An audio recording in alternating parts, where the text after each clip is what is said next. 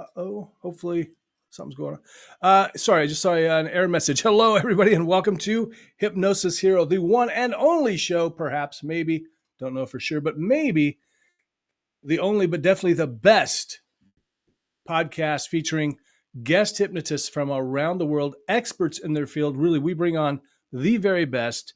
Somehow we're able to get the very best hypnotists in the world to show up and chat with me and a couple of my buddies, Brian Bay and Sean Kostiak, also fabulous hypnotists as well. So the way this show works, if you're brand new to the show, is we chat with our guests for a little bit, who is the hypnosis hero for the week, and then they lead us through a hypnotic process. So for about 45 minutes to an hour, depending on how much time we spend talking, how much time our guest has to devote to us, we'll spend on the chat, and then about 30 minutes for hypnosis. Could be a little shorter, could be longer. Again, depends on the guest. And the way we always start the show off is I have a chat with my good buddy, Mr. Brian Bay. Get up for him, everybody. Brian Bay. Are you muted? Oh, there we go. Sorry. When we before we did our game plan, before you went live, it auto muted me. But no, how are you doing this evening tonight? I'm doing very well, thank you, Brian. It's been a long day, but I'm just I'll tell you. And here's the thing, folks. And I think we find this with a lot of performers, and maybe people that do shows and stuff like this. I never want to do the show. I never want to do it. When it gets close to time, I'm like, oh man, I'm so tired. I just want to go relax. And then literally as soon as I press go live, I'm just amped. How are you tonight? I'm doing all right. Like you are not kidding. It has been a long day and kind of a lengthy week. We've been gearing up for the Nile Shrine or the Nile Nightmare haunted house that goes live Friday next week. So that is awesome. That is awesome. So basically Friday, Saturday, Sunday, my schedule is booked. Wow. So Friday, Saturday, Sunday. Yep. Hopefully not on your birthday. Your birthday's coming up pretty soon. Something like that. I'm turning 25 for 25. Yep. However manyth time, but God, you look great for a 70-year-old. Really. It's a family show, Jim. How long do we have to go live before we're allowed to use profanity? So hey, everybody, be sure to check out Brian's Facebook page. Give him a shout out on his birthday, or you can just give him a shout out tonight, because I think this will be the last one before your birthday, if I'm correct. I can't remember exactly, but yeah. I don't know when we're doing our next one, but 2 weeks. Yeah, so definitely, yeah. Give Brian a shout out, everybody. Yeah. All right. And then, of course, we're going to bring on our other good friend, the captain, a.k.a. tech support, Spock. Sean Kostiak. Good evening from Canada. How is the Great White North this time of year? Not white yet. Oh. And I hope it stays that way for at least 2 months. Yet being the operative word. Exactly. That I swear 2 weeks ago, all the leaves were on the trees and green.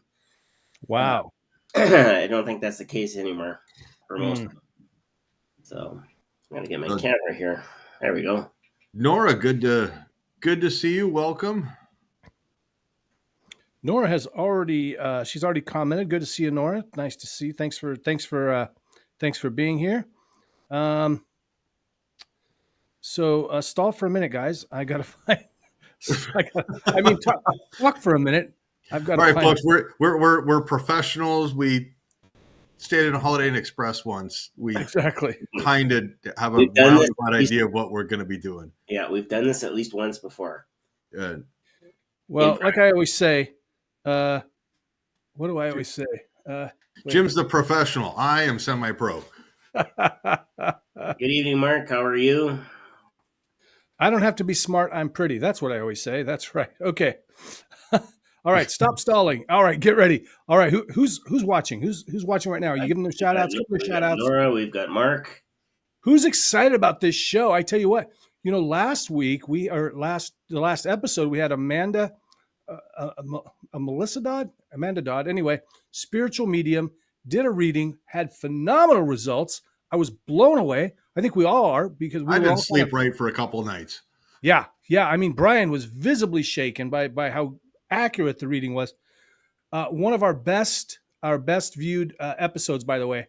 And now, get ready to be blown away again, everybody. Get ready to be blown away again because we've got another really interesting hypnotist on, and I've known her for decades. It's crazy. I actually took my massage class when I was teaching massage to see her, and then we kind of reconnected after decades when I finally started doing hypnosis.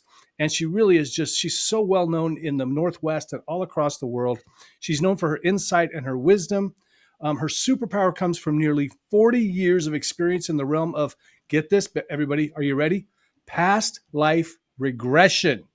That's right. She combines her personal past life experiences with studies in astrology, new physics, spirituality, and the healing powers of hypnotherapy. She offers a unique opportunity for her clients to achieve their personal growth objectives. She has taught professional hypnotherapy and past life regression with certificate programs through Bastyr. I mean, one of the preeminent universities in the country, the world, really, for natural medicine and that kind of thing. Also, the author of 6 books. We're going to be talking about one of them tonight. Well, maybe a bunch of them. And really, let's just bring her on. There's just too much to say about this woman. She's amazing. Please give it up for my friend, my colleague, Miss Mary Lee LeBay, everybody. Hi. Hello. Mary Lee, thanks so much for being on the show tonight. Oh, it's a delight. I'm really excited to be here with all of you and with all of the listening audience, too. This is fun. Awesome. So Mary Lee, no pressure, but you got Becca's joining us from the other side of the world in the United Kingdom. So, oh wow, you're internationally renowned officially now. Okay. Jim's still a fitness star, but now it's official. Hi, Becca. Hi, Mark. Hi, Nora. Great that you're here listening tonight. That's awesome. Mary Lee, before we go any further, we were just kind of chatting about something, and I wanted to let everybody know because we have Brian here, is a member of the Nile Shrine, and we were just talking. I'm going to let the audience know this is a sneak preview. No one but myself and Anthony knows this, and the venue booker for the Pacific Northwest Hypnosis. I got two things. Never mind, I'm getting all mixed up. So the first one, I'm so mixed. Right, who's on first, Jim? I got too many things going on. All right. So the first thing is welcome to Tuesday for me. Okay. The first thing, and because Mary Lee is going to be involved in everything that we do because she's a huge influence in the industry and she's amazing, very popular speaker. So I don't know how many hypnotists are watching right now. I know I got Nora, any other ones. We here in the Northwest have been working on putting together an event, a big-ish event to celebrate World Hypnotism Day. We're going to celebrate it on the 6th. We're going to bring in the public. We're going to bring in hypnotists. Mary Lee's going to be there. She's going to dazzle people with all kinds of cool stuff. We're going to have it at the Nile Shrine right here, January 6th. Mark your calendar if you're anywhere in the Northwest. And then we just finalized the dates for the Pacific Northwest Hypnosis Conference, which, again, Mary Lee will be there. That's going to be the second weekend of June, 8th and 9th, I think it is. So mark those calendars. We thought it was going to be the first weekend, but it's going to be the second. Mary Lee LeBay, if you say 40 years, is that right? 40 years doing this kind of work. Yeah, I was only 2, Only 2 years old. I was only 2. Yeah. Right. Yeah, Exactly. 40 years. I started with my first, having a regression done on me in about 1985. And it's scary to think, I have to count up and it's like, wow, we're in the four decades now. And so, then soon after that, I learned how to do it, very rudimentary, but how to do regressions for people, and people were paying me to help them. And then later, I got my hypnotherapy certification and married those two avenues, those two journeys together in a rather unique offering. So, I hadn't thought about that before, but I guess I'd always thought about past life regression as happening through hypnosis or standard hypnosis that we know, but so there's other ways to access it as well. Yes. So it's interesting. I think that when I was experiencing it in the very beginning, and what I was doing was a type of hypnosis, some bit of um, leading into it, not really very much of a relaxation or an induction or anything, but it's sort of like that. But what was interesting is years later, I think it was around 2005, I was invited to present, um, a segment of hypnotherapy at a past life regression conference in New Delhi, India. And I was there with an audience of around 300 people, mostly from India, but from around the world as well. And I presented a particular methodology and technique, and I said, okay, get with your partners, put them into hypnosis, and then do this procedure this protocol that I just taught you. And everybody looked at me and they said, we don't know hypnosis. And it was like, what?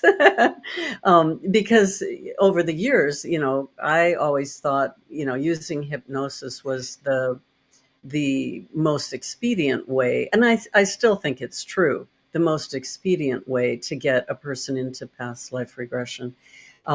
Typically, if we were are fully expressed humans in to the degree that we are able to develop our consciousness, we would simply remember our lifetimes without any induction, without any doing anything different than, if you said, oh yeah, last Friday I went with the guys to the pub, right? It would be the same as, gosh, Jim, I remember you when we were, marching in the Roman legions together, and we had each other's back, right?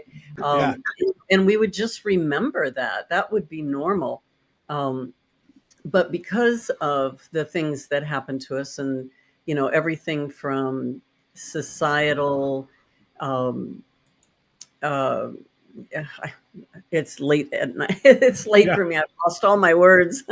But from pressures from society or religion that make us think that we shouldn't be talking about past lives, or regrets and different things that prevent us or make us want to forget those memories. Now we need to have the structure of something like a past life regression, um, to facilitate that properly. Although people spontaneously go into past lives during a coaching session, during regular psychotherapy, during massage therapy, that can happen spontaneously. Wow. Yeah. Yeah. Wow. There are many ways to go. I mean, you could do it in a meditation, in your dreams. There's a lot of ways to get there. But if you want to do it on call and, be able to, and to direct it. So when we're doing regression, we're able to direct to a lifetime when you were expressing your purpose, or when you were in a relationship with a certain person, or, why you have this phobia, or what are the root causes of your alcoholism, or whatever it is we're trying to work on. We can direct the client's consciousness to go there, so we can get the information that we need. And so, hypnosis and all of these tools would facilitate that more readily. So, and you kind of touched on it, but I want to, and before we go on, I just want to say, everybody, please give us a like, a comment, a share. Sharing is caring. Please, please, please. Trying to get those numbers, those watch. If you guys could just put this thing on a repeat, that'd be awesome, because I'm trying to get my watch hours up, so I can get monetized on YouTube and retire in luxury. So help me out. But please stick around, because at the end of the show, we are going to do we're not, but Mary Lee is going to do a past life regression for everybody who wants to. Now, there's a couple of questions for you. So you kind of touched on the benefits of using it, of past life regression, but also for folks that don't really know what that means, can you tell us what that means, past life regression, what that entails? Right. So basically, we're going back in our consciousness into our subconscious mind to memories, experiences that we've had in other lifetimes, other incarnations. So when we talk about past life regression, we're regressing instead of like hypnotic regression is regressing in this lifetime to when you're 2 years old, or when you had your first cigarette, or whatever that is, or whatever you're looking for. And here we're going beyond that and going into other lifetimes and recalling those memories. And most memories are in our subconscious mind. Our subconscious won't capture all of it, and they can fade away, just like my words sometimes when I'm trying to talk. Right. Same. But right. So so some memories will fade out of our consciousness if we stop remembering them. So if we don't do it, I mean, for me, past life regression is one of the most valuable exercises you can do to maintain your consciousness, to expand your consciousness, to acquire more mass in your energetic field, all of these things, because if you don't continue to exercise that muscle, those memories will end up fading away over millennium. I mean, I'm not saying okay. they'll fade away in 20 years. Yeah, Oh, no, okay. it's not that urgent, but but um, but they'll go. Just like even memories in our current lifetime. If you're talking to a sibling or a parent, somebody that remembers a lot of your early childhood, they may remember things that you don't remember, and vice versa. It just fades out of our consciousness, but so will those lifetimes. So I don't know if Interesting. that answers the It question you does. had, It does. but yeah, and there's a lot of excuse me. I'm living in a house that we've just remodeled, and there's dust everywhere. I think, thanks for taking the time. I know you literally just moved back in yesterday, right? Well, this is moving in for the first time, not Or even moving in. back in.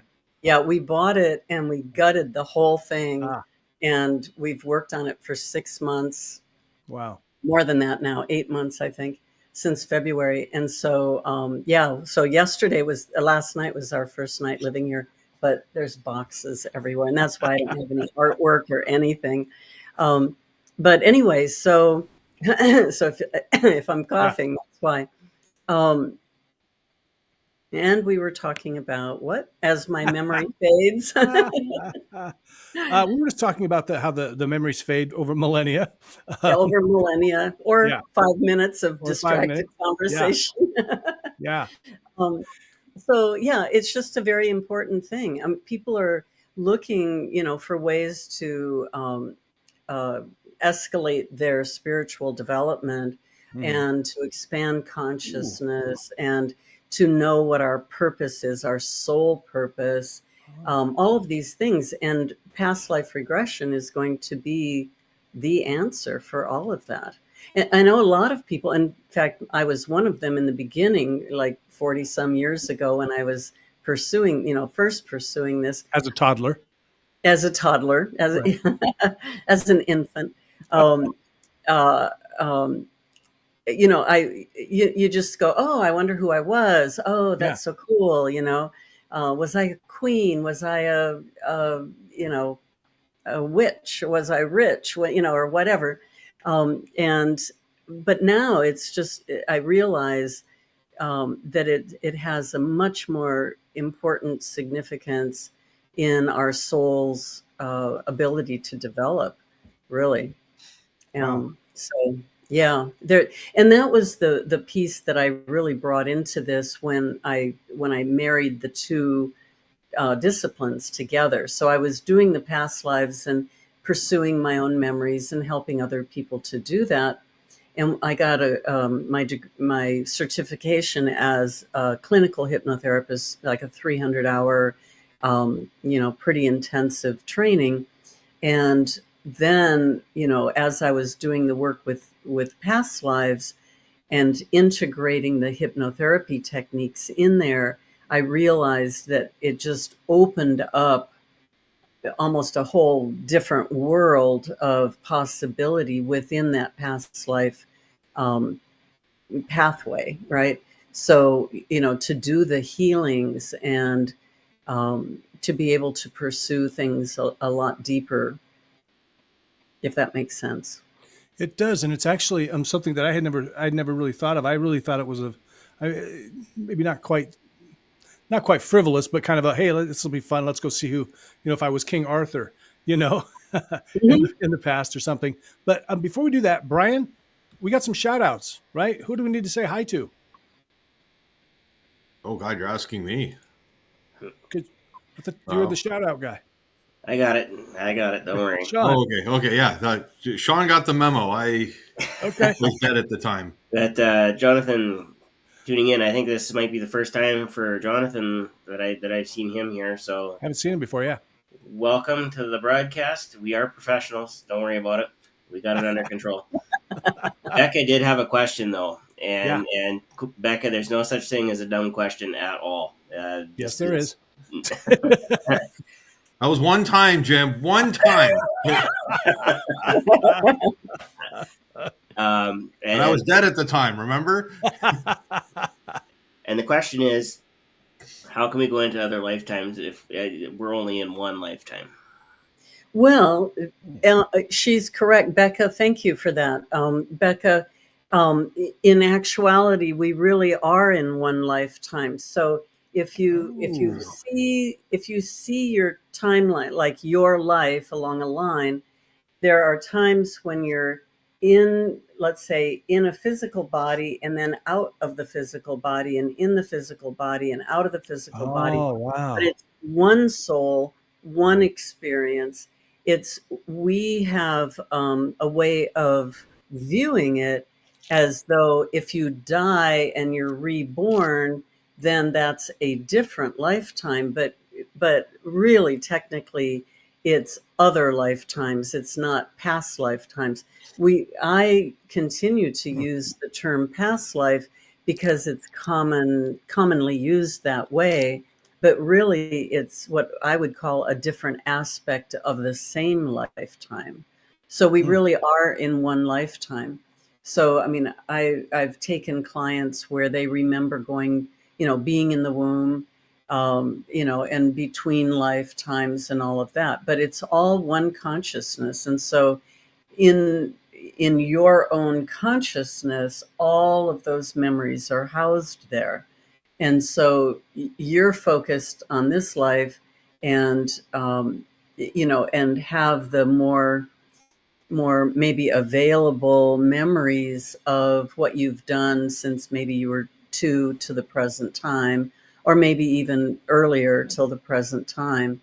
But that's because, culturally, we just do kind of confine, our consciousness to thinking about everything being wrapped up from birth until death, rather than it's all this whole fluid consciousness, but we're in a body and out of a body and in a body and out of a body.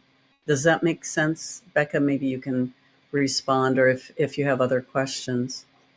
Yep. While she's Becca, responding, you are deep. I have a question, and it's along the same lines. I was doing a little bit of research last night, which is always dangerous because when I get going on research, it can run deep too. Oh, you found the rabbit hole, didn't you? The concept. Well, hey, listen, we can bring the Avengers in right away. Just hang on. The concept of parallel timelines. Mm-hmm. And the ability to jump between those timelines that are actually not happening sequentially. In other words, one after the other. They're happening in concert at the same time. Mm-hmm. How does that relate anywhere in here to past life? Yes. Or Okay. Yes, it can. Parallel lifetimes. So if we have time, I'd like to explain a little bit. Maybe this will help Yeah. people.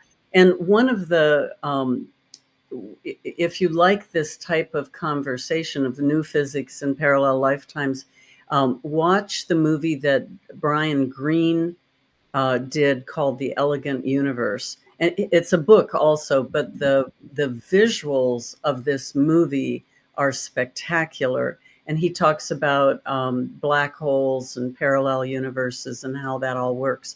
So my own Brian Greene, is that like Brian Austin Green from way back when? no, well, he's a physicist. No, he just goes by maybe Dr. Brian Greene Oh, or okay. Brian Greene, PhD. He's a physicist. If it was Brian Austin Green, that would have been like, yeah, that like dark hole was his marriage to Megan Fox, but that's another subject for another day. Yeah, I don't know. I don't know any of that. So to answer your question, Sean, the way that I explain it is if you think of our well, let's say yours, Sean. Sean is on a film strip, right? So remember the old you film guys got rid of that strips? for me. Yeah. So you have to be a certain age maybe to even relate to this. But you take a film strip, and each cell is in stasis, right? So every cell is like that. But you play it fast enough, and then it looks like we're moving and we're going ahead. So The exact speed is 29.97 frames per second. there you go. See, it takes a community to In a past have. life, I was a TV teacher. There, so anyway, so if you think of this film strip, and each of us has one. So if we do nothing different in our lifetime, except if we just follow along the film strip, this is what I would call fate, because you can look along the film strip and it's going to have a specific ending, right? It's going to, like, your movie is going to just go like that. Now, there are these parallel universes that new physicists have discovered, and mathematically they're talking about that now, which, they're catching up to things we were already understanding from a more spiritual direction. But imagine then that, Sean, you have your film strip, but you also have an infinite number of parallel film strips happening at the same time. Yep. So right now there's the Sean that's here, but his shirt is blue. And there's another one where Sean is here, but he has a cold and he can't, he's all stuffed up and can't talk. And there's another one, like there's all the iterations, right, within the probability field. So that's a whole other conversation, the possibilities and the probability field. Okay. Yep. So anyway, you have all these film strips. So now if you make, this is one way to get to another film strip. So let's say you can look along the film strip and you can see that, something not so nice is going to happen, or, something that you would rather have a different outcome or a different future, right? You can make a radical, this would be a radical difference. So, and it would be completely coherent in your character, in your soul. So it's not like, oh, I'm not going to steal anymore, but it would be really correcting that, where you really wouldn't commit a crime, like you've set yourself on a different path now, right? And by doing that, you actually, the way that happens, or the way that, say, a miracle healing happens, is that then you step onto this other parallel. And, when you get really good at this, you have to really read what those parallel lifetimes or film strips are going to, where they're going, because you don't want to get onto one where then everything else falls apart, but you got this one thing you wanted, right? But let's say you make a radical change and that brings you over here, and most everything is the same. but now that future has to be different because you made that change, right? And so here's the film you were on. Now you're over here just slightly, and this is the one that you'll follow. So now you have a different outcome. All right. So when we're doing hypnosis and we're helping people to make really radical changes that they would not have made, that, some of these changes are already on this fate, on the film, the original film strip. Yeah, they were going to make these changes and that was going to happen. But if they make a radical one and change that, then they will have a different future. Interestingly enough, that will start to change the past too, because on that film strip, that's a different film strip with a different past, which when it happens like that so radically, that's how it can happen. That's how they can, well, I was going to say that's how they can stay on that film strip. But some people I've seen where they go over here and they're doing well, and then, old habits come back and they get back right back on the same film strip again. Is that answering any of your questions? Yeah, and actually, the theory, the physics theory behind it is that for every action that we take, there is an infinite number of possible outcomes. And so when you think Sure. about that over your lifetime, over your film strip, as you were putting it, you could have infinite number of film strips to jump to. Yeah, absolutely.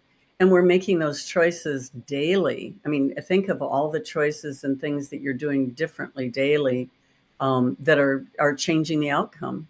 Yep. One of the examples that I used to do a lot of psychic readings. So tarot cards, I do astrology.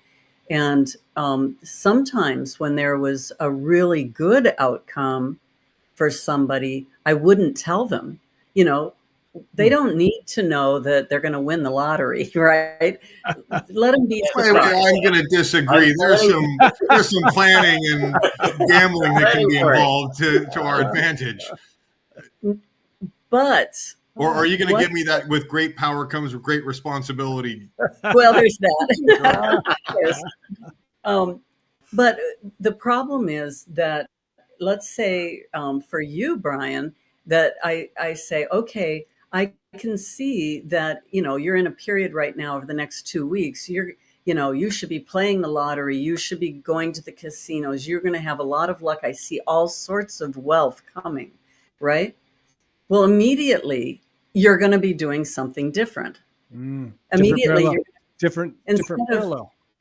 Exactly, because as soon as you know that, I'm going to begin reviewing our contract, looking for the warranty and the guarantee of performance. That's the little lawyer in me that's speaking. But there you go. But imagine, so if normally you buy 5 tickets on a Friday night for the lotto, and that's your pattern. You go to the specific grocery store, you buy 5 tickets for the lotto every Friday night after work, maybe 5 o'clock. So there's your pattern.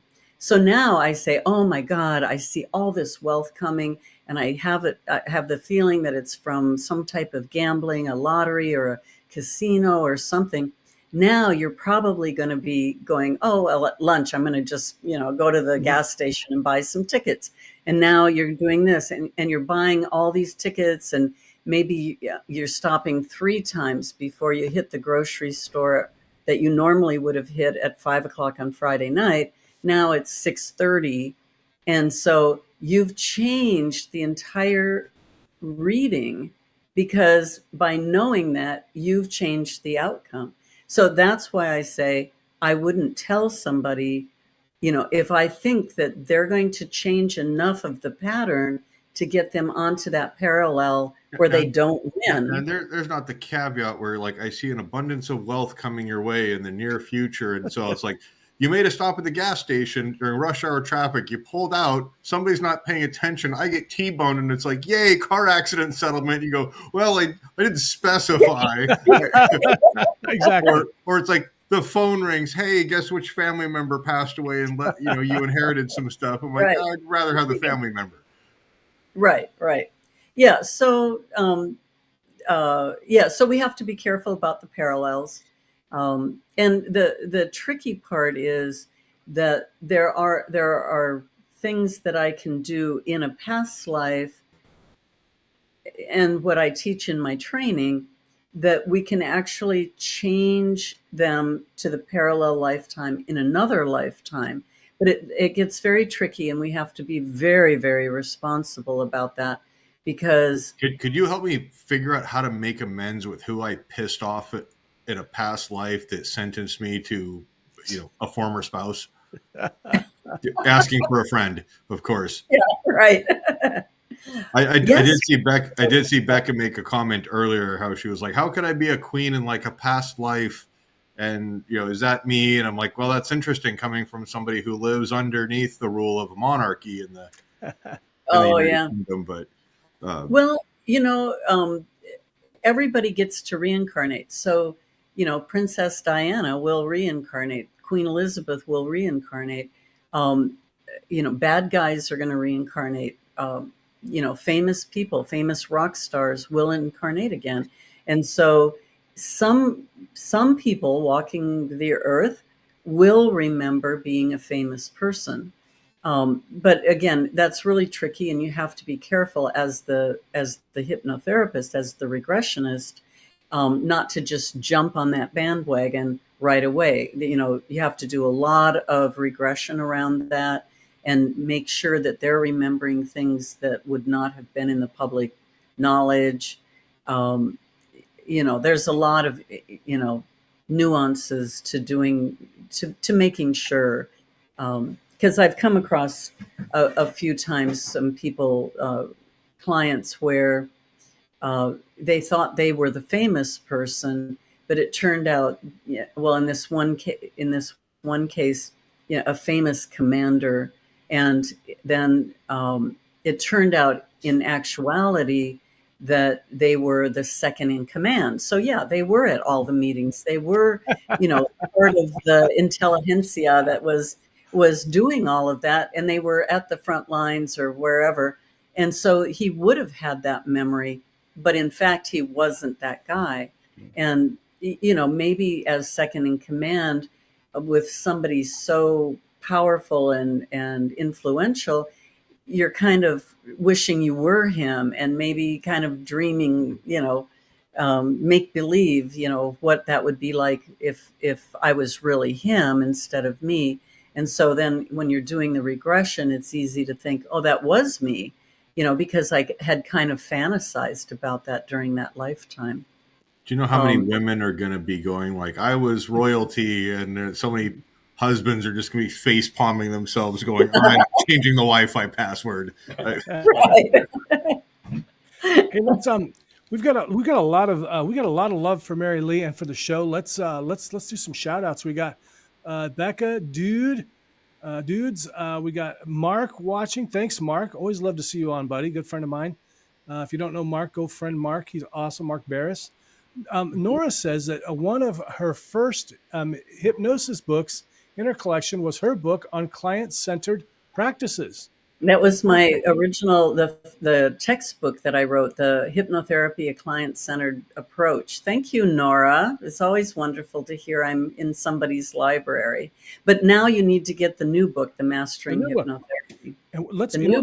And let's talk about that next. We've got a couple people here. We don't know who you are, so I'm sorry. I want to say hi to Joe. I want to say hi to Joe. Yeah, where's Joe? I don't see. Joe Moon. That's probably. Oh, Joe. Yeah. We'll get to her. We'll get to her. Hold on. Somebody just sees a send button, not a share. Okay. Well, thanks for trying. That's probably Joe. Different Joe. Okay. We've got Jonathan Mark Smith. Hello, everyone. He just did his first hypnosis show. Everybody, fantastic for you, Jonathan, down in Arizona.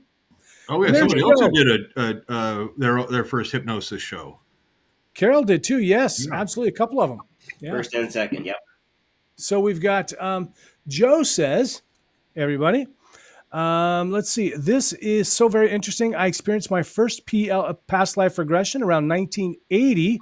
The hypnotist took me through 3 lives, and I remember them so very clearly. He made a recording on cassette, but I've never needed to listen to it because those lives are firmly etched in my mind. Wow. Yeah. Wow. It is interesting because when you go through the regression, they are remarkable. They are remarkable experiences. So I agree with you, Joe. They're hard to forget, which is great because that's building those memories and making it useful, integrating who you were in those other lifetimes into who you are now, right? Because you are the same character, but integrating maybe the wisdom and the learning and the lessons and talents and all of that and making that a part of who you are now. Excellent. Joe is also a hypnotherapist. Do you two know each other by chance? We do. And I think that we cross paths somewhere, but I also see her online, and we're in the hypnotic women together. And yeah. Cool. Where did What's that? Oh, that Where did what? was, This is I Mark. thought Joe was responding, but it was Mark had just written. Oh, she is. She responded again, but I'm going to go. If I go out of order, I'll get mixed up. Yeah, you go. So Mark says he's had a karmic reading of his left hand by a really good palm reader, and he's heard a lot of great things about past life regression. So that's cool. When is now anyway? That was a response to something. Sorry, Joe, earlier. we just missed it. You know when? We passed it just now. I had a chief warrant officer in the military. We did intel stuff, and he goes, "I hate printing stuff out because as soon as you print it, it's old news." Yep, it is. That's like writing books, actually. Usually a book comes out a year after it's been written. It's even worse in the education sector. In the education sector, any textbook, even if it's brand new, is at least 7 years old. Wow. And medical books, what they're coming out with, it takes a decade for it to filter down to being useful for us. Wow. And then comedian Mitch Hedberg would always say, I always laughed when people would say, "Hey, here's a picture of me when I was younger." And he goes, "Well, every picture of you is a picture of you when you were younger." That's so true. But he also did a lot of drugs. So here we have Helga Marin. So I'm going to mess this up, Helen Marin. I'm just going to leave it at that. Berg something. Hi, I've been working with a hypnotherapist doing past life regressions, and I'm wondering if these are all real or if it's possible that they are made up stories that represent something I need to work on. Oh, some left brain, right brain crossover.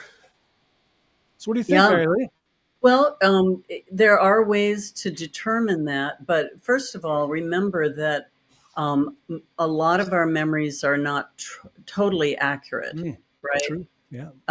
So you're probably getting the idea, and with practice, you'll get more and more accurate with what those memories are. But the same thing, when we're looking back at our memories, we maybe have already moved to a different aspect, different parallel. That would be the term we're using here.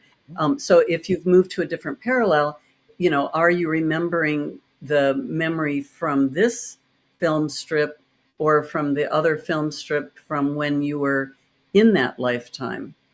So there's a lot of leeway with this. And so what I tell people is two things. One is, just go easy on yourself and relax into it, and keep practicing, because you'll get better and better at knowing the difference. Because when you come across the memory, when you're conjuring up the memory, you'll start to learn that it feels just a little differently. And what was the second thing I was going to say about it? Pro relationship tip for the guys. If the missus says, "That's not what happened," you go, "Oh, I'm sorry, parallel universe, it's physics, I misremembered." And that's why you sleep in your own bed at night. Let me see. Is it real or is it possible made up? So yeah, I mean, we have to be very careful and very honest with ourselves in our memories, because yes, we get a lot of input from books and movies and songs and fantasies and dreams and things. But I feel that the ones that really speak to us are probably telling us that there is some connection there, right? So, if you're moved by things that are Irish, or you're scared of certain things, maybe those are relating to specific memories that you do have in other lifetimes. So in these Um, alternate parallel universes and everything like that, is that where like the other 35 genders and stuff come from? Because I'm struggling with just the two. I got that down, and then they open, and now you're talking about other universes and everything, and I'm like, I don't know if I can wrap my head around this. yeah, can you imagine the field day for psychologists with all of Right. that? Relationship coaches. Oh, Deal with there's a diversity something coming in that. Yeah. Let's move on to Wendy GL says she's so cool. I agree. I Yes. agree. She's so cool. Who? Wendy GL. I don't remember her last name now. No, Gil. no, but is she talking about me or something else? She's you, the I'm she's sure. the hypnotherapist or the hypnotherapist. Sorry, alternate universe went in here. Yeah. It was in Hawaii that we had on as a guest, if I recall correctly. Oh. Unless I misremembered. No. That was Wendy. Wendy Friesen. Oh, Wendy Oh, okay, Friesen. okay. Oh, Yeah. I remember who it is. It's Wendy Gill Libman. She was at the Pacific Northwest Hypnosis Conference. She might have even, or was she there? I think, yeah, she was there. Yeah. All right, Wendy, you got to pop something in the comments so that we can clarify the mystery. No, Who I know are it is. you? I sat right next to her as she ate pineapple pizza. So she seemed very nice besides that. I think she's a spy. I remember her. Oh, yes, you were there too. Yeah, I was across Yes, the table. right. Oh, hi, Wendy. Awesome. You're cool too. So Jim Edwards, like someone sleeping on neighbor roof. Is that a film strip? Let's see. I don't know. Somebody's Psychic drinking tonight. three numbers. So here's what Becca Rose says. Do psychics actually know the lottery numbers? Because I thought that's what they say. Never answer. That's why they never answer or something. No, those are actuaries who set gambling odds in Vegas for different sporting events. Yeah. It's very hard for a psychic to know the numbers because, again, things like lotto, where you've got the bubbles popping up, the balls, and all that stuff. There's so much chaos to that. There's so many possibilities that it's very hard. I mean, there may be somebody who can do that. I have not met them. But if you had an I wish- ADD psychic who was like, hey, the chaos in my mind is just another day, they might be able to sort through that. Maybe they could go Only I that had the fast. psychic capabilities. Right. But yeah, I mean, think of all the things that could change the air pressure, or a short in the electricity for just even a blip of a moment could change the whole trajectory of that. So it's pretty hard. I did work with some spirits for probably 6 months, and we were trying to hit the lottery. We actually were trying, and it was so frustrating because they just said, there's just too many parallels, and there's too many, ways it can go wrong. They saw the movie Back to the Future with the sports betting almanac and how there you go. You completely alter the space-time continuum or something like that. Right. I mean, you probably could predict something that maybe like the horse races, where you could go in the future and come back and predict some things. Or the Simpsons, who predicted President Trump being elected into office like 20 years ago. Oh, really? Okay. Yeah, So I don't know. Just take comfort in this. In a parallel universe, you probably did win the lottery. So there you go. If only you were in that one. Your shopping habits just transferred to a different one.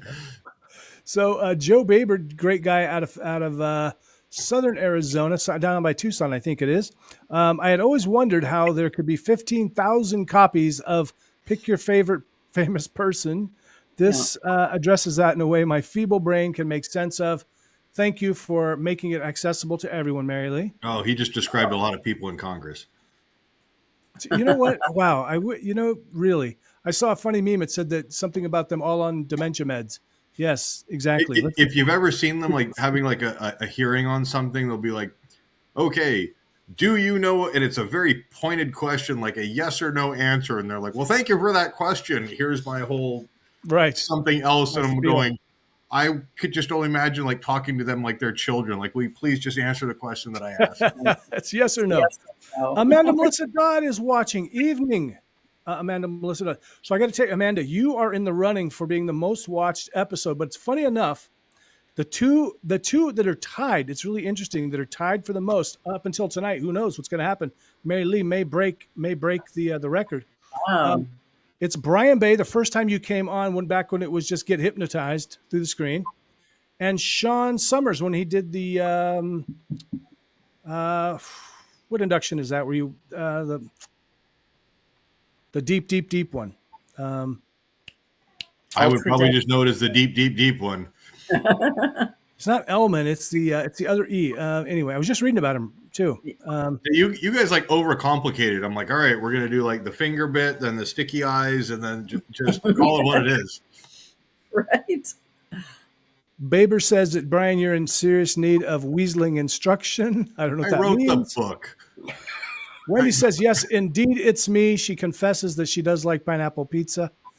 She loved that pineapple there's pizza. help for that. Admitting it is the first step. That's right. Exactly. You're going to go through what was it? The steps of denial, and then we're going to start like reasoning. Or we're going to go through a past life regression to find out where that sickness began. That's what we'll do. Oh, no. Ontario, Canada. Thanks everyone for putting together. I should say I'm sorry. Yeah, this is a great resource. Sorry, spelled SORY. It's singular. It's on the metric system. So, Becca Rose, so now we got a long one here. Okay, Tina Huang, good friend of mine. Hey, Tina, hope you're still listening. She says, and I think you may know Mary Lee. You guys may know each other. Tina Huang, she's local here in Seattle. I just joined, so ignore the question if you've already addressed it. As a healer, I identify and release imbalances that contribute to issues that clients struggle with, and I'm constantly finding past lives, and in me, it seems like I've had thousands, and sometimes from people who are still living. Releasing the imbalances from past lives can be powerful, wondering how they can have so much influence over us. Wondering how other lifetimes have so much influence on us? Is that the gist of this? That I think so. Yeah. How can they have so much? Or I guess how do they and can they and how does that influence manifest itself? I guess maybe. Right. So if you think of our soul as a multifaceted diamond, let's call it that.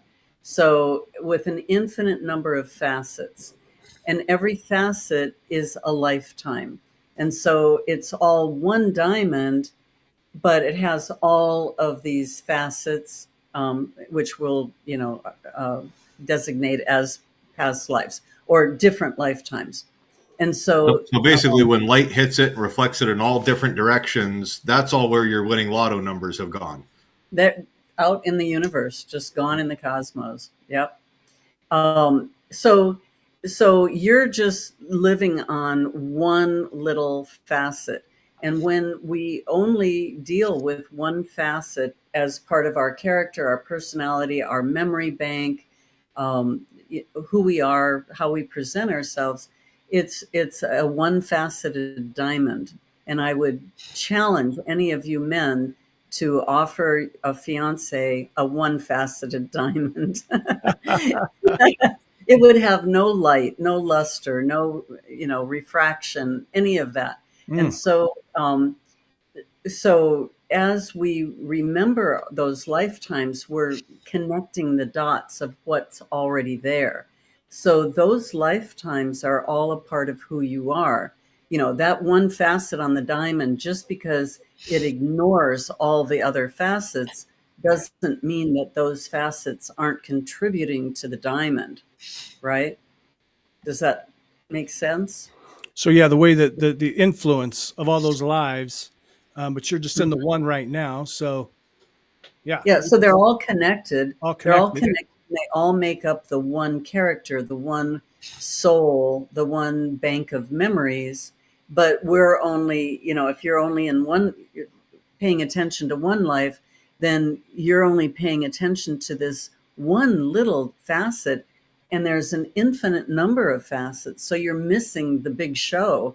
It's like, So taking it's a like, big view of it, yeah. yeah, if you're 50 years old and can't remember anything that happened in your life before 45, imagine you wouldn't know why you have your certain tastes, your preferences. You wouldn't know why you hang out with certain people. You wouldn't really know anything about, the history or the reasons for what's going on in your life. And from for a person who can step back and remember people's lifetimes, like I come across people and I remember who they were in other lifetimes Wow. and what relationship we had and things we did together. And, some of it's really good and some of it's really tragic and some of it's really horrifying. And yet this other person doesn't understand what I know about, a fuller picture of our relationship. They only think, oh yeah, we've been hanging out for a year or so. And it's like, wow, you're missing all the color and the excitement and the depth of what's happening here. I got to think along the same lines with those different facets. Any different experience you have, anytime that you kind of move that diamond around, other parts of it could kind of gleam a little bit, and so you could get those flashes of Yeah. oh wow, yeah. So kind of interesting. Yeah, and in fact, as you start doing past life regressions, it's easier and easier just to remember, just to meet people and remember things connections you've had with them, remembering certain places, you're traveling and you're remembering, the smell of the air, the texture of things, maybe the streets, the passages, that sort of thing. It becomes easier and easier to remember things. I think you just verbalized a complete and concise amicus brief to justify the legalization of psychedelics. Not against it. I'm not against it. Spoken like a true. I'm old enough to remember the 60s well. Yeah. Spoken like a politician. Hey, everybody. Mary Lee, how long are we going to take for the past life regression today? Probably we could do it in about 15, 20 minutes. Oh, so good. Okay. So we've got a few more minutes. We're getting a lot of great questions. I don't know if we're going to get to all of them because we have a couple more things. I want to talk to Mary Lee about her new book and also about her her class that's starting, a new class starting in just a few days. Before I do that, please take a moment.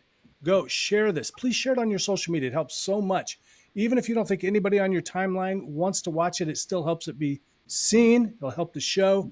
Download the app. Not now. There's some technical problems, but download it later. Mary, now, if you're listening to the podcast later, the audio version, all of these links will be in the show notes. And Mary, to get a hold of Mary Lee, it's maryleelabay.com. That's Mary Lee, L-E-E, Labay, L-A-B-A-Y.com. And follow her on Instagram and all that at Mary Lee Labay. And Sean's putting those up on there. And also go visit me over at Hypnotic Success Academy. I'd love to see you over there. Check out one of my cool courses. Mary Lee Labay, I have been poring over this. Wow. This thing is heavy. This is, the money you pay for this doesn't even cover the paper, I don't think, because it is that heavy, people. That looks like it's got some gravity to it. It does. And it's you could hit somebody with that and knock them into an alternate universe. You could. And I love whoever your formatter was, they did a really nice job. It's very easy to read. It's beautiful.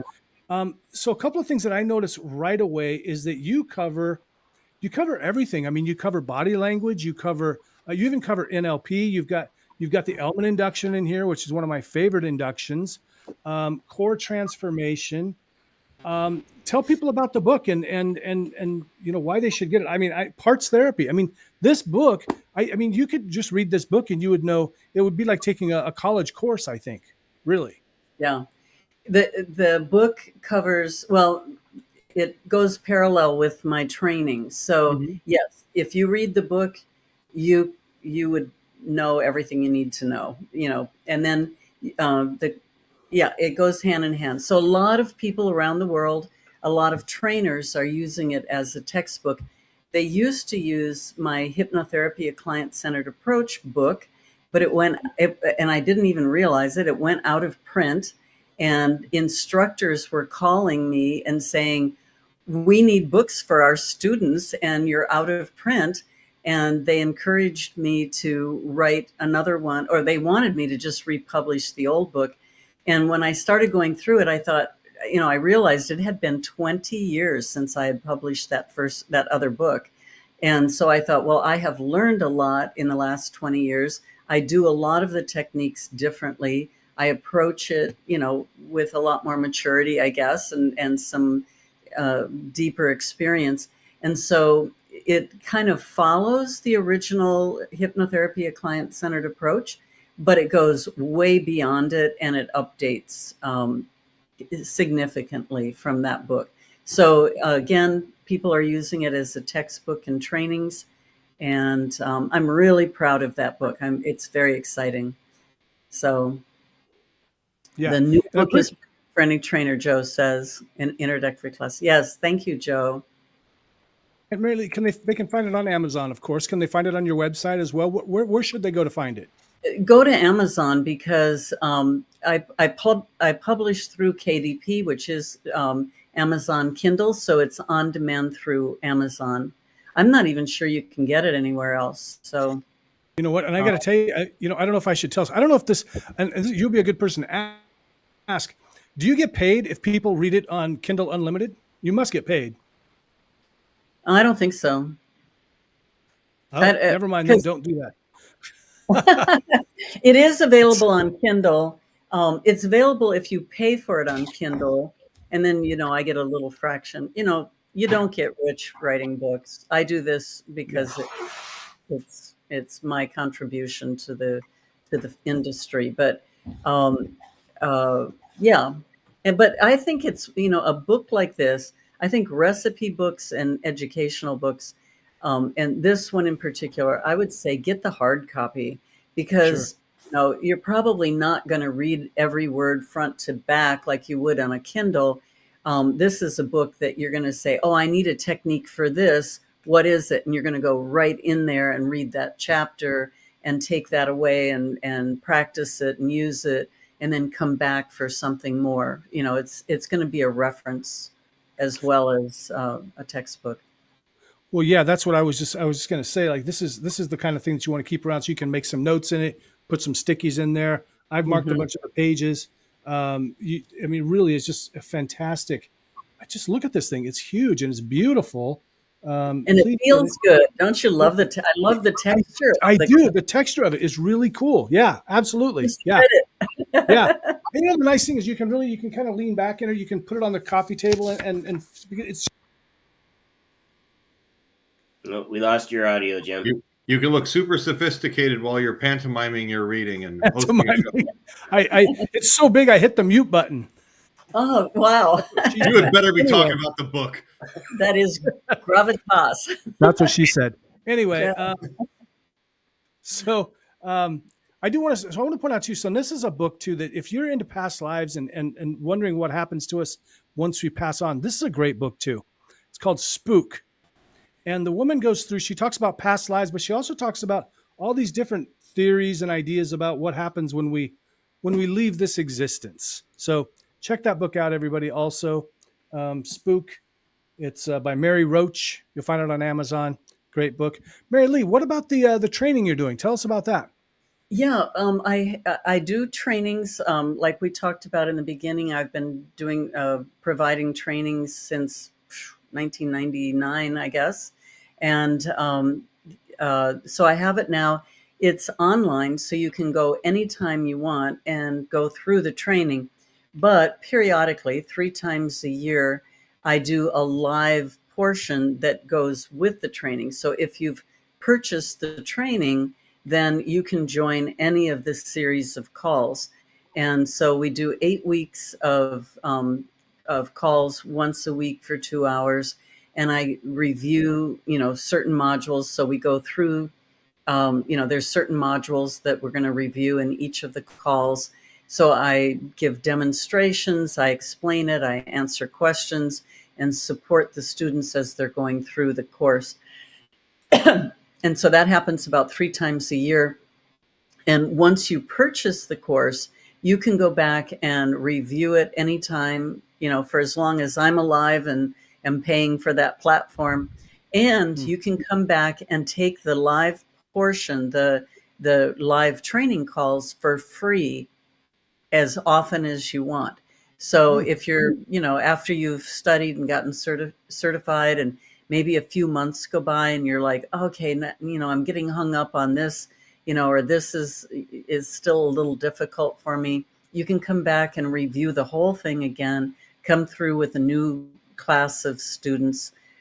So my classes are a mix of people who are repeating. Usually it's fewer of those, and then new people who are starting out, which is really nice because there's, people who are going to ask really good questions and people who are going to ask beginning questions, which are also really good questions. And the people who are repeating the classes say they learn something new every time.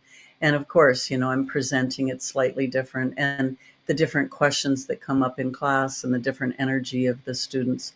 So it's really nice. And it covers all those techniques that are in that book. So the NLP, the hypnosis, and it includes my full past life and between life training that I used to sell separately at, when I was teaching at the university and at the college. Yeah. Those were separate courses, but now it's all combined as one. So even if you're a hypnotherapist, but you haven't gotten the past life training, it doesn't hurt to go in and see maybe a different way of approaching the hypnotherapy and NLP, and then learning the whole past life regression portion and how we combine those together and use the hypnosis and NLP within the past life session. Just what a tremendous bonus you get, that you're getting the past life regression, but also, what, one of the things I've noticed is that so there's a lot of, and if you're one of these folks out there that just keeps taking classes and because you want to get better and then you're finally going to see clients, it's not the way to do it. Go get some training and then go see some clients. And that's great about your training because they can do that. They can take your training, go see some clients, and then come back, and it's going to be a totally new learning experience for them. Mm-hmm. Exactly. Yeah. And a lot of times students will come to me and they have, or they're coming back through and they said, well, I've already taken my training, I'm certified, but I only was trained to use scripts and I'm not confident, and all these things. And then they come through my class and they really love it, and they say, oh, I feel so liberated because we don't use the scripts. We only use scripts to learn the basic structures of the protocol, but I expect my students to get off them, by the end of the course, they're not using scripts. It's all very organic, very client-centered, which is, my approach. So nice. All right. So who's excited to get hypnotized? Let's get some comments over here. Let's get some hypnosis going. Some of you, we didn't get your questions answered. I don't know. I have a hard stop at 9 p.m. But okay, we can do it. If people got a lot of questions and you're willing to stick around, I can leave and Sean will close out the show. I have to go pick up my wife, so I have no choice in the matter. So that's for sure. Jim, one of your parallel selves, Jim. Yes, Yeah. exactly. She might be over there remembering her queen lifetimes, and you're Right. really going to be in trouble. Exactly. So if you're whether you're listening or watching, it's really important that you take a minute, just sit down or lie down, close your eyes, relax. Let Mary Lee talk you through this. You definitely do not want to be driving, operating the slicer, the deli slicer, or any kind of heavy machinery. You want to be sitting down, lying down, relaxing. And any other instructions, Mary Lee? No, that's great. Don't be operating farm equipment or anything. No tractors. Make No sure you're tractors. out No of daylight. range of anything that's solid. But real quick before you guys get started, Jim, I'm gonna drop off a little bit early. I've got a Okay. friend of mine who's had a birthday party that started at 6. Oh yeah. So I wanted to just make it a point that I was joining you guys tonight because I was excited, and I wanted to wish everybody having an awesome weekend and everything like that, and enjoy the hypnosis stuff. Mary Lee, it's a pleasure having you on. Thank you. I Thank you wish I for didn't have to run, but All right. Yeah. I'll jump on the Facebook Live and listen to the rest of this. Okay, Sounds good. Well, great. not while you're driving, of course. Yeah, All awesome. right. So Appreciate you guys. Everybody, stay free. thanks, buddy. Hey, So Brian. hey, everybody. So what I'm going to do is I'm going to take me and Sean out. You'll be all by yourself until you're done. So whenever you're Okay. ready. All right. So go ahead and put down pencils and papers or whatever. Get in a comfortable place, quiet, with no distractions. You probably know the drill. And so as you settle in, just take a nice deep breath. Just relaxing, letting go of the stress of the day. And take another deep breath in and letting go of all the busy mind, the to-do list. Just allow yourself to have your mind be like a clear blue sky. And just relaxing deeper and deeper. And imagine a ball of light at your feet, glistening and shining and radiating.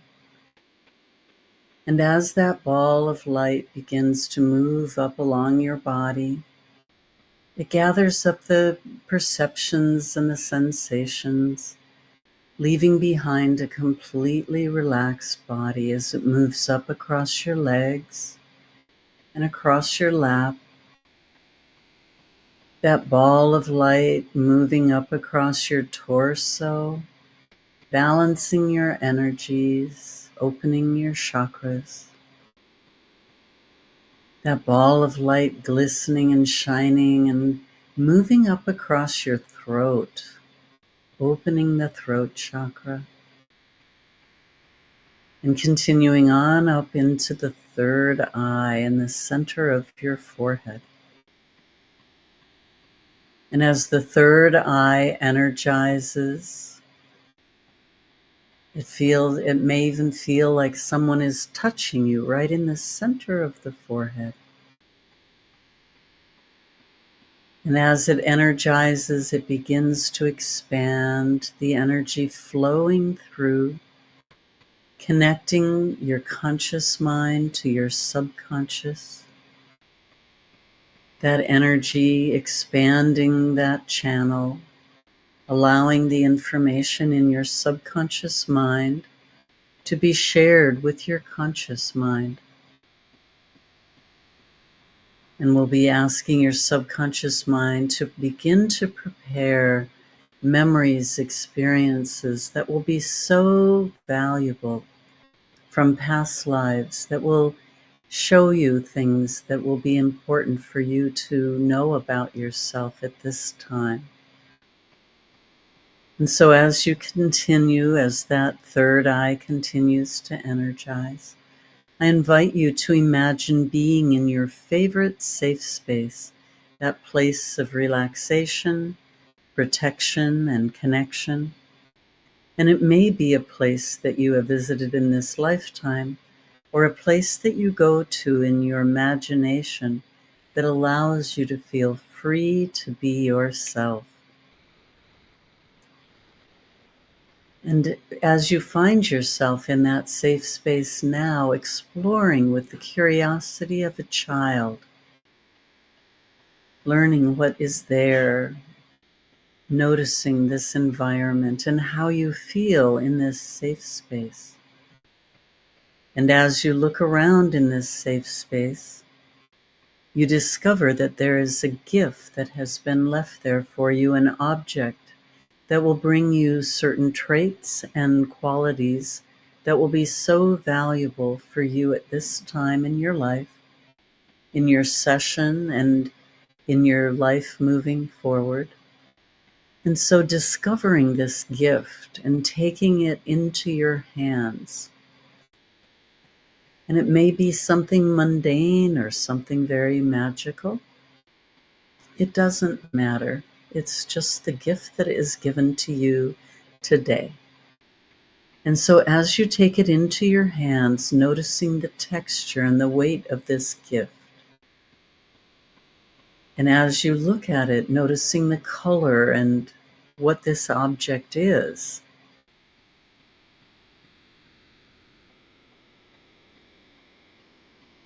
and notice how it affects you. What energy is there for you there? What energy does it bring you?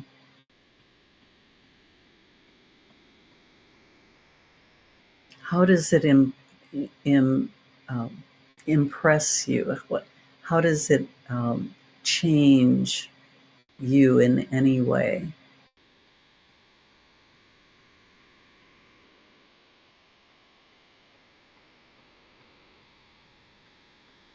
And if it were a magical item like a Harry Potter magical tool, what would you be able to do with this object in your everyday life? How could you use this?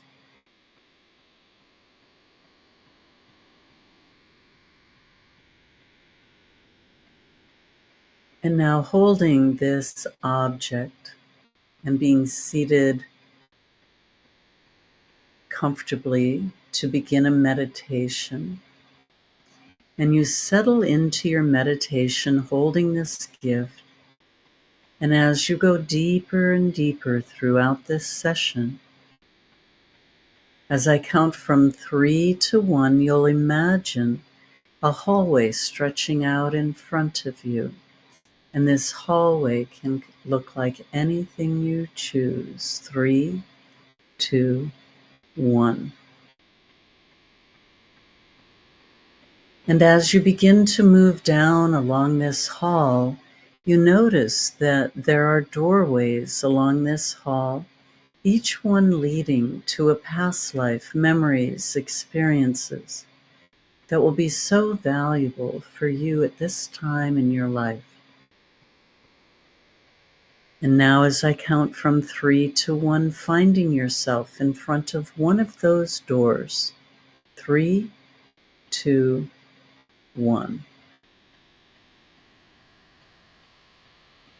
And noticing this door, just paying attention to how you feel being in front of this door, what it looks like or feels like.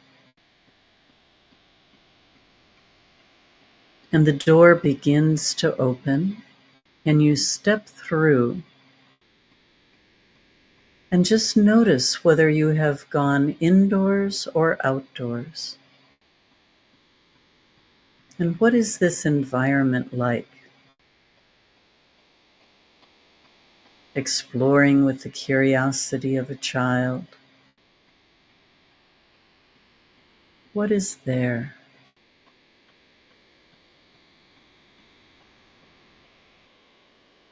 And why are you there at this moment? What are you doing in that picture or in that scene?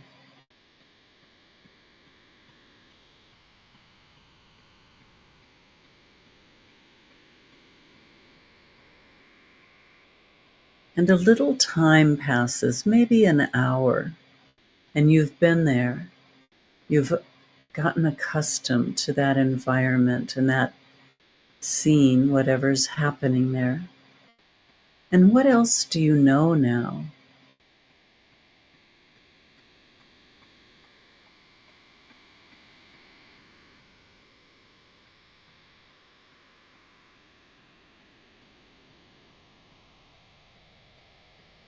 And when it's time to go to sleep that night, where do you sleep? What do you know about that?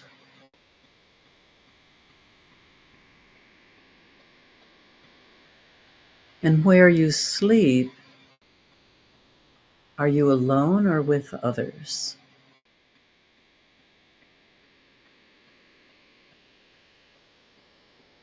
And if there are others there, what is their relationship to you?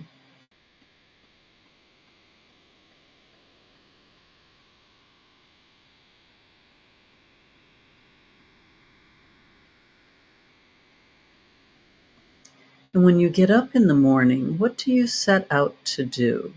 What is happening?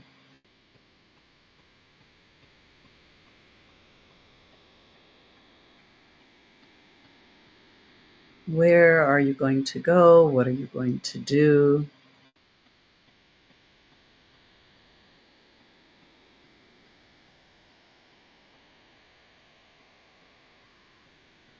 And a little time passes. And what is happening then?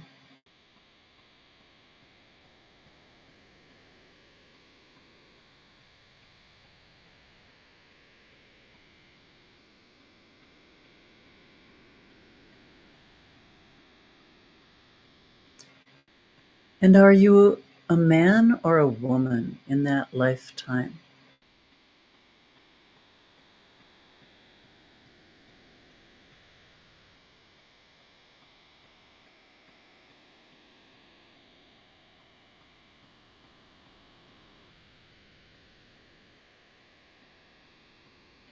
And moving ahead now to the next notable experience that you have in that lifetime, what happens next?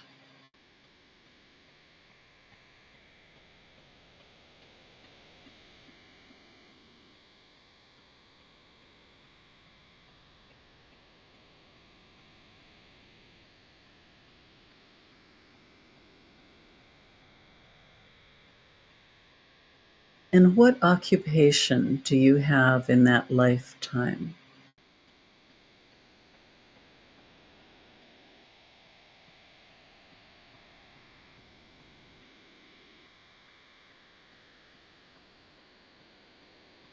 And how do you feel about that occupation?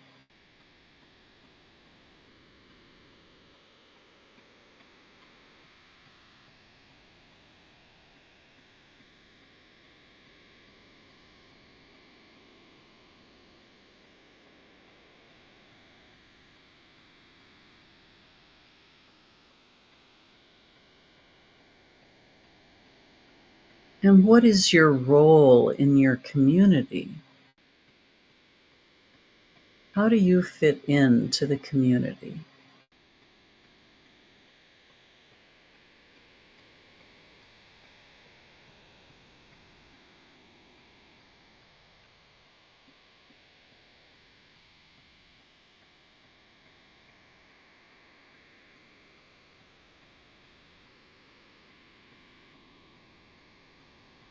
And do you have any special talents or hobbies? Where do your passions lie?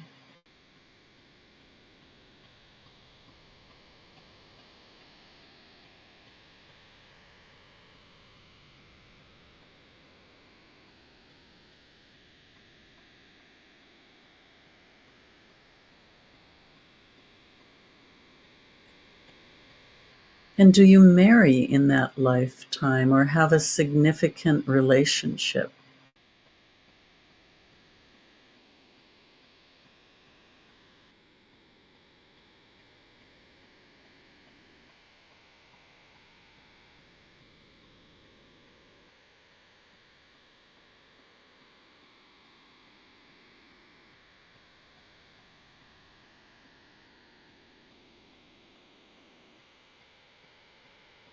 and moving ahead in time, or ahead or back, but to a significant relation or a significant event that happens in that lifetime.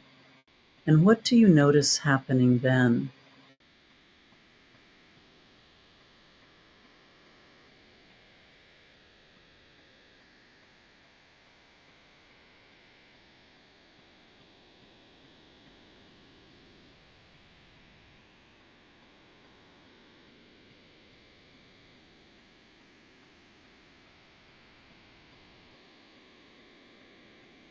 As I count from 3 to 1, you'll know where in the world this lifetime takes place. 3, 2, 1.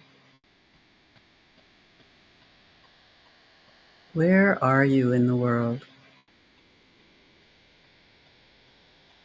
And as I count from 3 to 1, you'll know the approximate year of that lifetime. 3, 2, 1.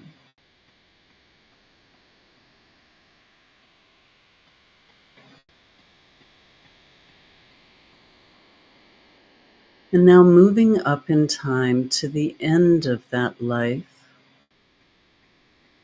And what is the circumstances of you exiting that body? What do you know about that? And how old are you at that point?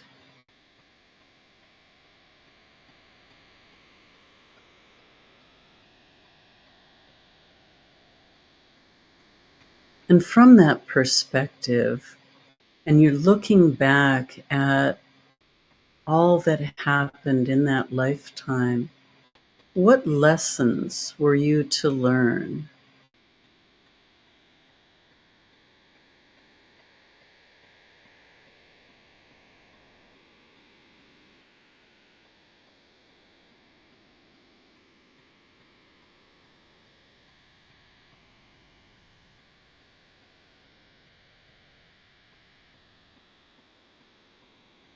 And how will knowing about this lifetime, how will that affect who you are now in this lifetime?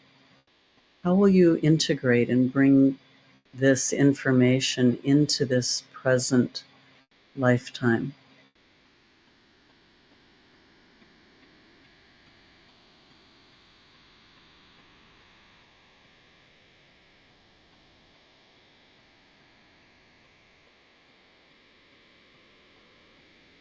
And take another moment to explore those memories. If there's anything else that you're curious about,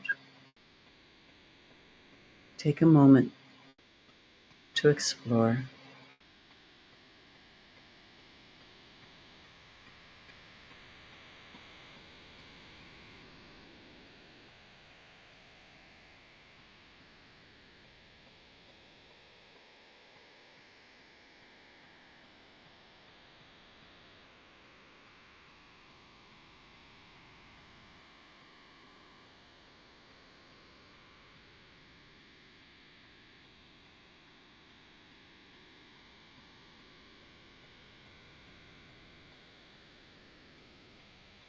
And did you recognize any people in that lifetime that you know in this lifetime as well?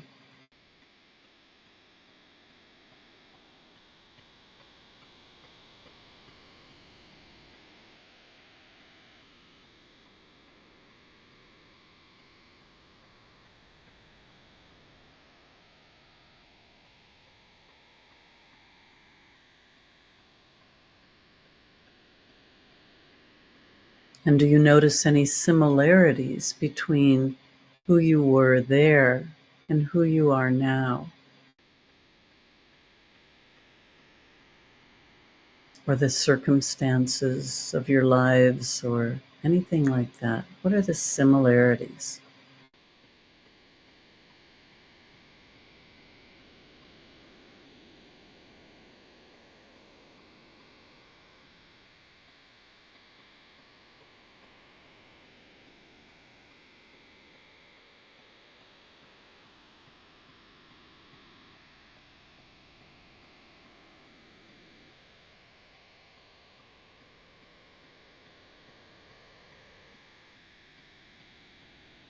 So now I'd like to ask your subconscious mind to continue to bring you insights, information, and wisdom from your past life, from these memories, in the days and weeks to come, to continue feeding you more details. And so remembering all that you've experienced in this session and allowing the subconscious mind to continue to bring you those details. As I count from 1 to 5, returning here to the present moment, refreshed, alert, and aware. 1, 2, 3 coming up, 4 aware of this time and space, and 5 fully alert and aware and returned here to the present moment.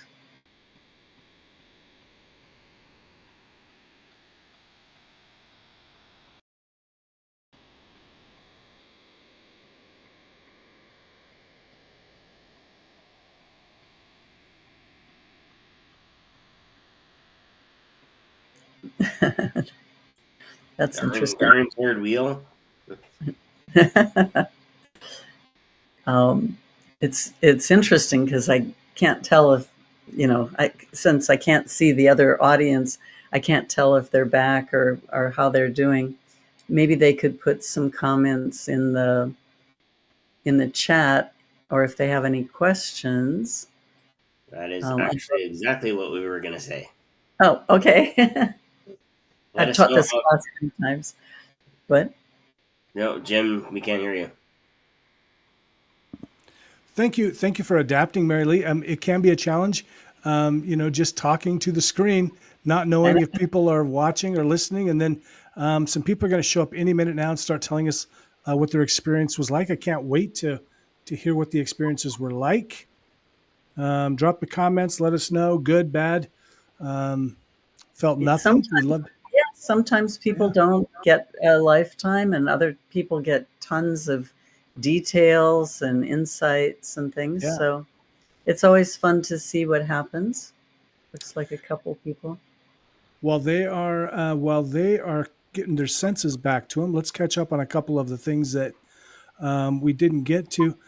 Tina wanted to know if this multiple lives explains multiple personalities. What are your thoughts? It's a little different type of topic. So yeah, no, it doesn't. It's not. It's a different topic. If you're interested in multiple personalities, of course, there's Sybil and those. But what I found was a really interesting book was called The Unquiet Dead. And Dr. Edith Fiore, who is a psychiatrist, she's passed now, went into a mental institute and dealt with people who had multiple personalities and did entity extractions and was able to cure them. So it was really possession instead of multiples. But I think multiples do exist as well, but I think a lot of times there are entities involved with that phenomenon. But it really is a different topic than past life regression. What is Joe Moon wants to know, and what a great name, Joe. What is your take on cellular memory as it relates to past lives? We didn't have cell phones in the past. Yeah, right. I don't remember anybody's phone number, that's for sure. So cellular, it depends on how you're defining that. I'm not really sure what exactly you're meaning by that. Cellular memory would be memories in the cells of your body here. I mean, I do think that because, okay, so here's, now that I'm thinking about it. An excellent book called The Biology of Belief by Dr. Oh my God, what is his name? Lipton. Bruce Lipton. Bruce Lipton. Very accessible. He's a cellular biologist. He was able to bring it down to language that we understand. And so he talks about, I've never thought about it quite this way, but thank you for your question, Joe, because he talks about the things that happen to our body, like you develop cancer or you have arthritis or, you know, advanced aging or you stay youthful forever, you know, the things that happen when our DNA and RNA are duplicating our cells. Um, and as he did his research, he discovered that, you know, he was looking for what is the signal that tells the cell to do something different. You know, instead of being a healthy cell, why is it telling, you know, what's the signal that makes that cell develop cancer, for instance? And then he realized it was consciousness, it was the environment. So if you're a really negative person and you're stressed out all the time, then that stress is feeding the information. So when the cell is duplicating, it's saying, oh, we have to be guarded, or I'm not worthy, or whatever that message is. And then that's how our cells, or that's playing into our cells. And as we know, consciousness has a lot to do with consciousness and emotions. You know, the mental, the emotional, all the bodies have a lot to do with the physical health. And so the reason I'm going through all that is because, as we know, all the past lives are all there in our subconscious mind. And so that body of work, that amount of information is feeding into that recycling, that regeneration cycle. And so, yes, cellular memory, it would be the memory of past lives that are coming in and also influencing how our cells are developing, which explains the phenomenon of having a pain. And then when you go into that pain with hypnosis and the tools that we know, they come up with past life memories. You know, oh, I got stabbed in that very location.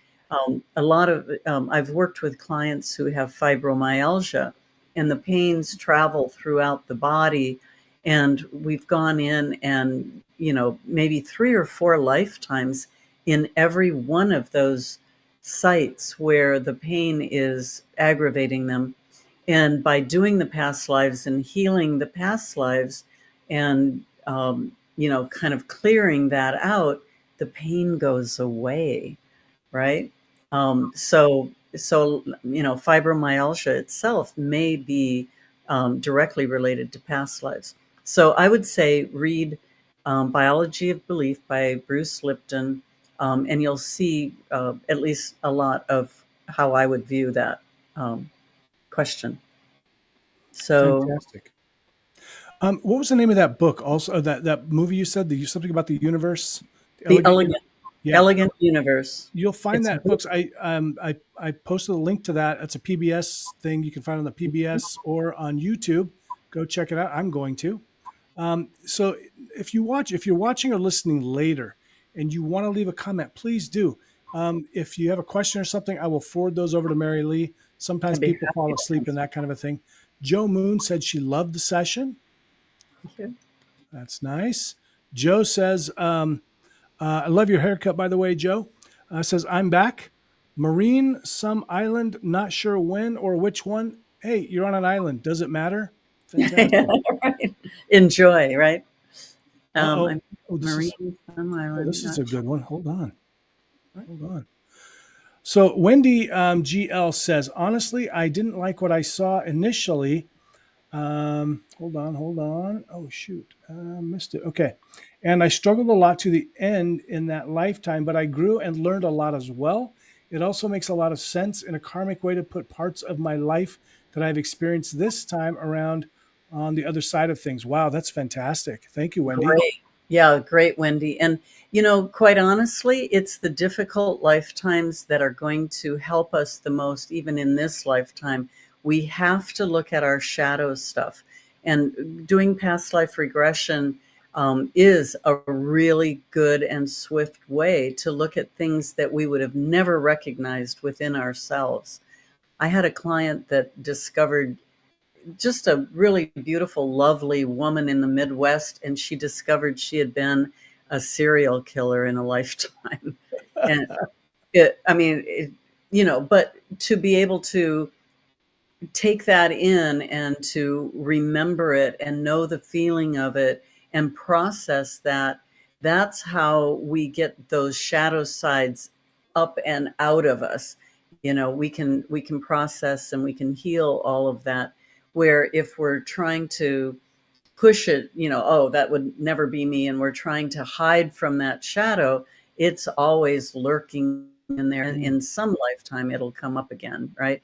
But bringing it up and allowing ourselves to look at some of the things we don't like to see about ourselves. I've seen plenty of that in my own self, and it's horrifying in some respects. I agree. It's really harsh, and yet you take it in and you learn more about yourself, and you integrate that and do the healing work, and make better decisions moving forward. Great.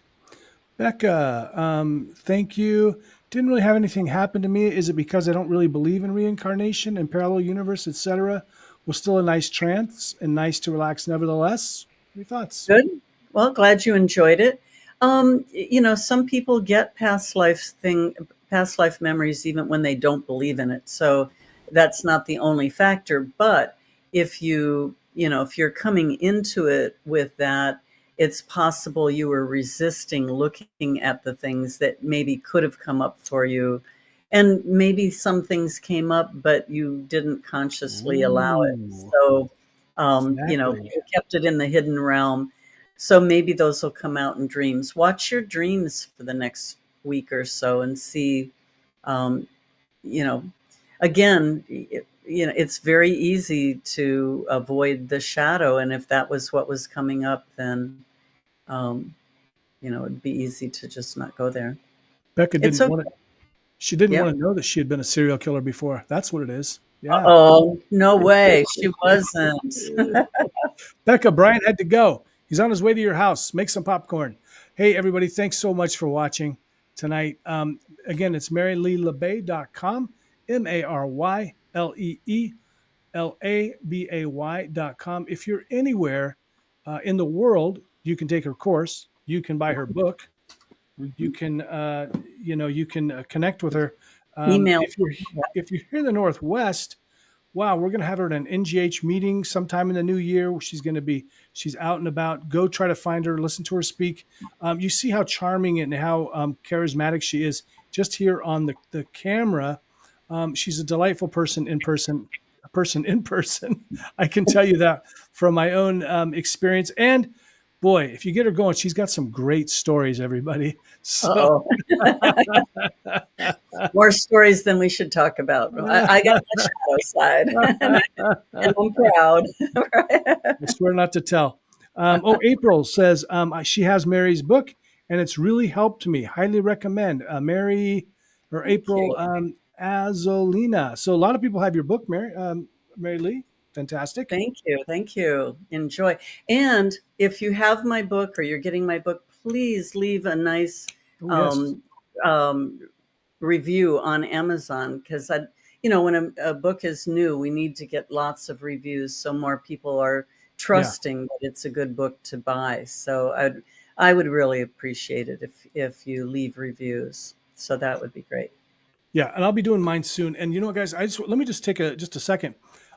You may not realize how important reviews are, but what I always tell people is people don't even want to buy a toothbrush today if they can't read the reviews about it. So, and if you've been on Amazon, there are people that are reviewing Oral-B toothbrushes. So it really does. It makes a difference.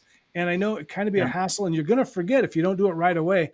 If you've got the book, please run over right now, drop a couple of lines, do the stars. You can always do an updated one later. It really does help business so much.